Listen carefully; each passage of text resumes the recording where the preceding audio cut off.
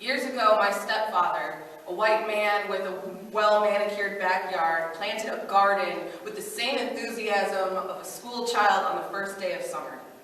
These days, that garden births tomatoes by the handful and enough grapes to make gallons of wine in the basement. My stepfather likes his food homegrown, enjoys the familiarity that comes from knowing he dirtied his hands in soil untainted by foreign chemicals. My mother sits on her laptop drinking a glass of her husband's wine when a headline flashes across the screen. Another shooting, 12 dead. The suspect in custody is described as a lone wolf, a mentally ill former football star. When the photos are released, he is being led away in a bulletproof vest, as if his whiteness had not saved him already.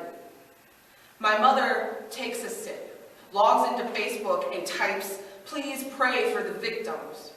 She does not call this an act of terrorism, this almost daily bloodshed. This is just the way things are in America. Another shooting.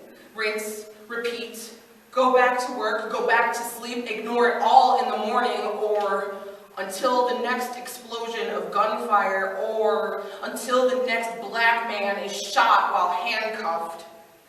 September 11th, 2001 was the very first time I ever heard the word terrorism.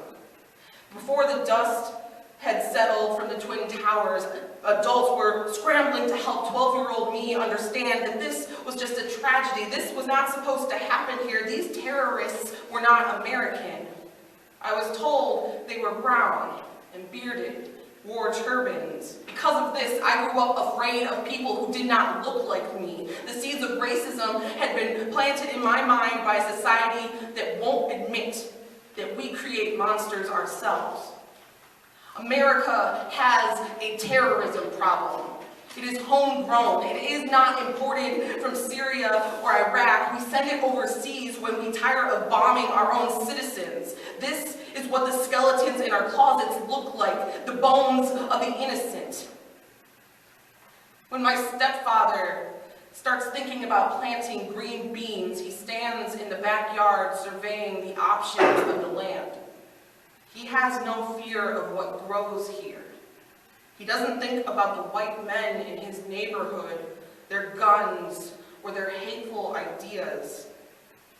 He's too busy considering how the sky might swell with brown men in hijacked airplanes, while his hands are covered in dirt.